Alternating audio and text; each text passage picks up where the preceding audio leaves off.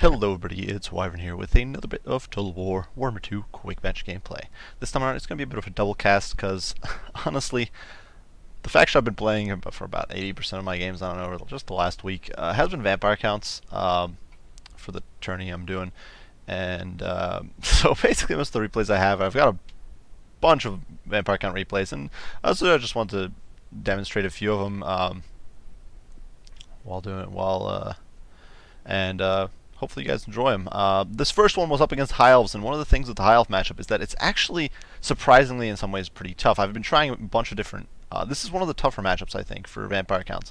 Depending on what there's a lot of variations on what your opponent can do, but one of the most potent that you have to be very aware of is that your opponent can bring a Lariel and a bunch of Dragon Princes, and vampire counts actually struggle to deal with that because Alariel grants an AoE magic damage as well as physical resistance buff. Dragon Princes have a huge built-in physical resistance, and that is stacked on top of. And then with the magic from Alariel, one of the most effective, or arguably most effective counters to that play, which is magic damaging units like, say, Cairn Wraiths, Hex Wraiths, whatever, can't actually slug it out. They're actually weak. They get torn apart in seconds. If you do. And otherwise, she can go with a bunch of Phoenix Guard, basically the same effect. There just can't be an indestructible bunker. She just spams heals, and you will never break them. So I tried to make a build that could kind of counteract that. As you can see, for my Lord, we've got a triple 3-man flying goon squad. I did bring Manfred, who's actually got Purple Son of Seirus, Spirit Leech, Invocation of Nehek, as well as Raised Dead. Basically, none of my intention here is not to win through any sort of conventional fighting methods, and no conventional sort of combat. So we're not bringing any sort of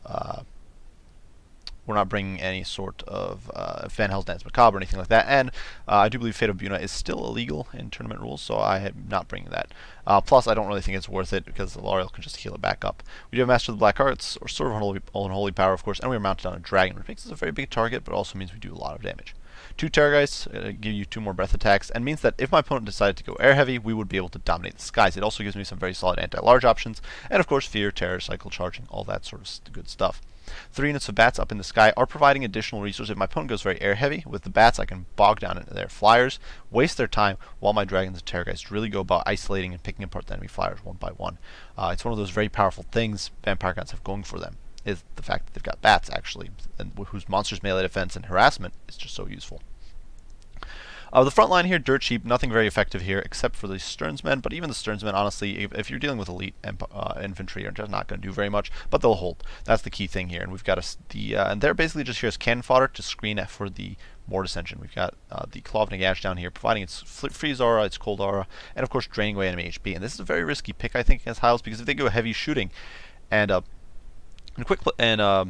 Tourneys, you can't bring redundant spells, for those of you who don't know. So Manfred here, it has a single skeleton summon, but it's not like I can bring it to, say, a Necromancer. You could do a pretty cheap Necromancer with just Raised Dead to distract enemy shooting, but I can't do that. So trying to shut down enemy shooting, it's going to have to be done through Fellbats, through zombie summons, through kind of all sorts of manners. Now my opponent here going with a bit of an odd build. He's going very shooting heavy with Teclis on a horse and alongside a noble, so a bit of an odd build. Not something you see all that often, but he's got a fairly elite front line as well. You can see some Swordmasters, some White Lions, the Science of Methlon, of course, some Spearmen, so pretty solid front line that would honestly chop through this front line very, very quickly, except for the Sternsmen. Maybe not quickly, but they would do so with very little damage taken in return. A single unit of archers, double Sisters of Avalorn, one of which is the Everqueen's Court Guard. I don't think this is a particularly great pick. They do give extra winds of magic, which probably synergizes nicely with Scions, but honestly I think they're low. They are very expensive and kind of tend to get shut down.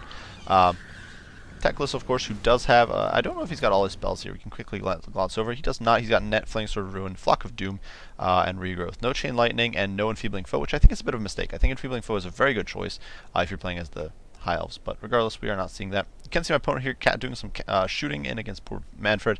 My opponent also did bring a Froststar Phoenix. A little risky, but perhaps figuring his shooting could compensate in the skies. Froststar Phoenix is a very solid pick if you're going more air-heavy against vampire counts, if you're just trying to slug it out in the front line.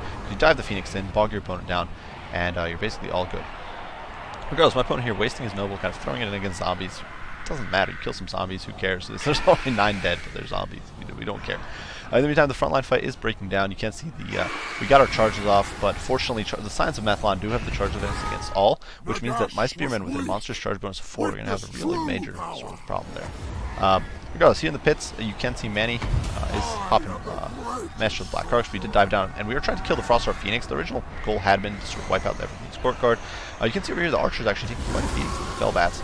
And over here, these Fellbats also chasing the sisters. This is a little bit of a mistake on my opponent's part. What he should have done is just slugged it out with the Fellbats. Kill them with the sisters. You're not going to be able to escape the Fellbats. They're too quick. You need to fight it out. And you can, but you just need to fight it out. You need to get Teclis in there, get the Noble in there, and just beat them down. Instead, my opponent committed his Noble into a bit of a wasted effort over here against the zombies. Teclis is all the way out here, dying to Overcast. You can see, though, he does get a Flock of Doom, but really, there's just not many good targets here for Flock of Doom. In the meantime, the poor Froststar Phoenix here, despite things for ruin and all that good stuff going down, is getting absolutely mauled. It does have an AoE -9 melee attack aura, which is very strong against vampire counts who don't have very good melee attack to begin with. Even Terrorgeist with opponents for struggle to hit the Frostart, and you can see with Regrowth now it's going to be very, very hard to kill. We're simply not able to cut the muscle there. But my opponent's shooting, it's been taken largely offline, being zoned out by Skeleton Warriors, being zoned out by Bats. We're just harassing all over. You can see my opponent here try to get White Lines back to help. And so what we did was we summoned some zombies right in the middle of them, or some skeletons, and they're bogging them down. In the meantime, this is where the Mortis engine you can see is coming into its own. It's up to 9 kills, melee, it's fighting White Line. But the thing is that while my opponent is so very focused on dealing with this whole backline situation, with the Terrorgeist, with Manfred, with all those units, he's not focused on the front line, where this ball of... And he's got the very bad engagement here with the Swordmasters. There's only a few models fighting. I think my opponent might not have actually ordered them to attack here. He's so focused on the backline. So what's happening is my opponent here is not dealing with this frontline situation. So his frontline slowly but surely getting destroyed. He's getting whittled down and melted by the Claw of Nagash, and this mob of skeletons and trash is just bogging him down. We're slowly but surely just chipping away. We're slowly winning this frontline fight while my opponent's backline is desperately trying to shut me down. Now, my opponent here does a very nice play, netting down Manfred. This is one of those things you have to be very wary of, especially when you've got sort of expensive lords like this. He nets down Manfred, gets those rear charges in, gets the Noble in there, and Manfred's not able to take off, and he's not able to get clear. And one of the big problems here is what I should have done is immediately cast the Hex on myself, but I did not. I was being hesitant. I'm like, I can take off easily. You can see I get a breath attack, and they're just melting those White Lines. The Terrorgeist, you can probably have a dozen of them. Figuring, Manfred can still get out. Well, we can do okay here, guys, right? But what happens is, you can see how we actually drop down below, our leadership drops to below breaking point, and the problem with that is that then you can't cast in the Heck. You cannot use if your leadership is broken. Your other spells you can, but not that. So we do get a zombie, and we barely squeeze our way out of there.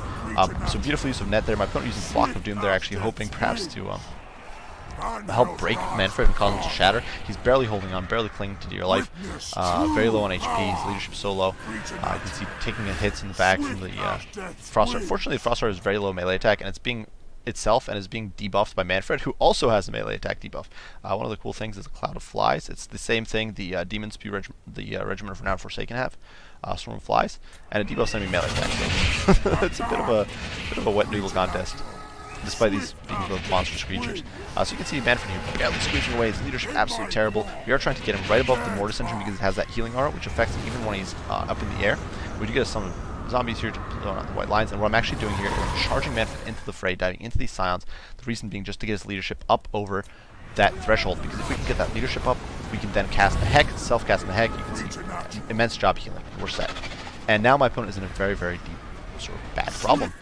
He's still got Sternsmen and very solid HP pools. He still has the Tide. He's still got all this chaff he needs to cleave through. We've slaughtered most of his front line. His most elite troops are all gone except for a handful of White Lions and a very small pocket of Sisters. And now we're sort of popping and diving with the Claw of Nagash. He hasn't been able to shut it down. You can see we fast forward here. It's basically just, at this point, it's almost just cleanup. You can see Manfred here getting a little greedy grabs from me. I'm trying to just get these White Lines off the field, trying to make some use of Manfred. Really, what I could have done at this point is pulled him away, not giving my opponent any opportunity to fight, and played it very safe. But you can see there, Manfred, taking a bit of damage, but he's regenning. He's, of course, a Vampire Lord. We cast another Summon Heck. Magic Reserve because we are Manfred, who's just one of the greatest casters in the game. You can see the Swordmaster here, despite having hundreds of kills, just not able to cut the mustard with the Claw of Nagash in there. And you can see the poor White Lines are actually routing to zombies, so pitiful stuff.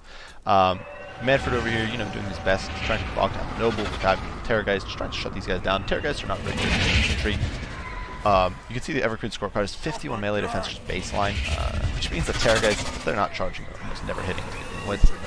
My opponent, though, gets another nice net. This is, well, like I said, I should have just fled with Manfred and had him sitting somewhere out here. I could have, at this point, just let the game end itself. You can see where you're just running down some of the Swordmasters of Hoeth, draining them, finishing off Claw of Nagash. I don't want them coming back, but at this point, it's basically just game over for my opponent. As his troops are bogged down, you can see we're just going to run away with Manfred, kind of chicken out. The Terror guys over there doing their thing. My opponent does commit his Frost or Phoenix, but with Skeleton Summon and all that sort of stuff, it is game over. We still had very healthy single models left. So this first game, I do apologize, I was going in depth, but I figure, you know, I've been playing quite a bit of these matchups just for practice, and might as well sort of discuss why you do certain things or why some things are the way they are. Some things like I figure magic limits or that sort of stuff. Worth mentioning, I guess. But yeah, you can see the Terror guys did well in what they were meant to do. This was basically one of the worst matchups you could get as vampire counts. If you're dealing with an opponent that doesn't go with any large, he doesn't go with any flyers. He didn't even go with super elite infantry corps to nuke down with breath attacks. He did have the Swordmasters, which was the only really elite unit, but you basically had to get on top of the sisters, but they were kind of daisy chained, so it was a bit of a rough situation. But the Claw of Nagash doing a great job, and you've basically got all the tools you need. You need to melt infantry, you got Claw of Nagash, you got breath attacks from Manny. You need to melt single targets, cav, that sort of stuff. You've got the Terror guys, and honestly, the Claw of Nagash can help a little bit too, because you can bog enemies down, you can prevent cav from maneuvering. And the other thing is, if your opponent brings a Lariel, you can try to snipe her out with two Terror guys, and with Manfred, you can definitely go in, commit very heavily, and perhaps knock her out, or at least force her away from her cavalry, which then lets you maul the cavalry. Regardless, for my opponent's build here, I do think it's an interesting take. I don't think going mass shooting is the way to go, though obviously you need some tools to crack Mortis engines. Shooting can work, but I would say that if you're trying to crack vampire counts, you're better off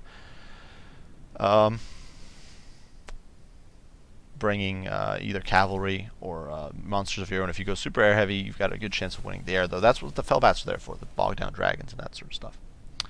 Regardless, getting into my opponent, and we are going to hop on over to the second match, which was against Chaos. Once again, a bit of practice, and discuss some more stuff there. So this time around, we are on Glacial Lake, and it's against Chaos, which is a bit of a classic matchup. I think perhaps some players think this is a matchup that favors Chaos, or perhaps it's just a matchup people want to try and test and practice at. But regardless, definitely one of those matchups that is, as I often say about this matchup, is very one-dimensional in a sense. It's basically, can Chaos take out the Mortis engine or not? If Chaos takes out the Mortis engine, it is usually game over. There are exceptions. In the recent Ever-Chosen tourney, actually, one of the games, I forget who it was involved, but one of the games I do recall, someone actually sniped out the Mortis engine pretty early on, but then didn't actually have the tool enough. They lost their Lord kind of easily, and then they just didn't have the tools really to dispatch the rest of the vampire count force. So if you overinvest into it as Chaos, it can be disastrous. But basically, it's most of the games do come down to, can you destroy the Claw of Nagash, or can you or the Mortis engine? Usually it's a Claw of Nagash, or can you not? If you do, you win as Chaos. If you don't, you lose. End of story. There isn't much else to say. So, once again, rolling with a trio of flying monsters. We got two Terror guys as well as the Red Duke this time around. I think the Red Duke is a bit better in this situation because he does have Elsif, which is good for sniping out single model monsters, especially Kolek, who's very common in this matchup, and might be the best choice in this matchup, to be quite honest, even with Elsif on the field. Potion of Strength, Race Dead, Van Hell's Dance Macabre, Invocation of the Heck, as well as Foe Seeker. The reason I bring Potion of Strength, which I actually never really did before, is that for 33 seconds it gives you a huge boost to damage. And as the Red Duke, you know, if you can make against Chaos especially, which has no healing, if you can get that huge burst really quickly, snipe out a Lord on a horse, or snipe it out Kolek a whole bunch, that can net you some huge value. So I figured, you know, it's a worthwhile sort of effort to make. The two Terror guys, of course, providing additional anti-large. We do have a whole bunch of zombies providing screening tools. Dire Pack on one hand, Dire Wolves on the other to provide screening against enemy light cav, against skirmishers like these horsemen. Two Spearmen, and then the Sternsmen. So pretty chaff-heavy front line here, just meant to bog down my opponent and waste their time while the Mortis engine wins the game. For my opponent, two horsemen who are already harassing me a little bit in the front line. This is a Glacial Lake, so a pretty condensed map, and fight's going to happen pretty quickly. It does mean there's very little room to maneuver, which is both good and bad for the Marauder horsemen. It means they can hide among their troops more easily, but it also means they don't have, if they need to flee, they don't have very much area to flee to. My opponent going with some very heavy chaff here. Build similar to, for example, I think, well, I've actually seen this build from quite a few players recently against Vampire Cons. I don't know why it's so popular. I tend to see a lot of chaff-heavy builds, but it's definitely mixed in with some elites. You can see the Chaos Warriors who are veteraned up a whole bunch to get a more leadership, the Mirror Guard, which I think is a solid unit in this matchup because it's got immunity to psychology, chosen with great weapons, once again, great leadership, great damage output, though I think halberds are better in this matchup. Chaos Warriors with halberds, chosen with halberds, Sigvald, so dirt cheap, very hard lord to snipe, so honestly the Red Duke here doesn't have much to target. And then a Chaos Sorcerer Fire with Fireball and Burning Head. Not a bad choice, it lets you cleave through chaff quickly, which is good if you need to get that Mortis Engine, and Fireball lets you snipe the Mortis Engine down a little bit. Unfortunately for my opponent though, you can see he had a Chaos Warhounds, which I forgot to mention. I'm not entirely sure why he would bring this. I think Chaos Warhounds are a bad choice in this matchup. But you can see we're kind of poking away at them, nipping at their heels. And we're actually going to dive in with our Horror Squad here. And the thing is, when Terror kicks in, these hounds flee the wrong direction, and now the direwolves can just chase them off the field. So we've basically immediately taken off about 500 gold off the field for a little bit of rear damage, probably from these chosen. In the meantime, the frontline fight is breaking down in earnest. You can see my opponent's skirmishers back here poking away at cheap trash, but we just don't care about that. Nobody cares about skulls, let's be honest here. So you can see the Clouding Ash pushing into the fray immediately and starts melting down the Mirror Guard, immediately getting a kill actually. And we do take into the air, and you can see that direwolves there chasing off the Chaos Warhounds. Now my opponent here gets a lovely Burning Head. You can see it just roast those zombies. It's just roasting through the zombies over here. Let's see how many kills.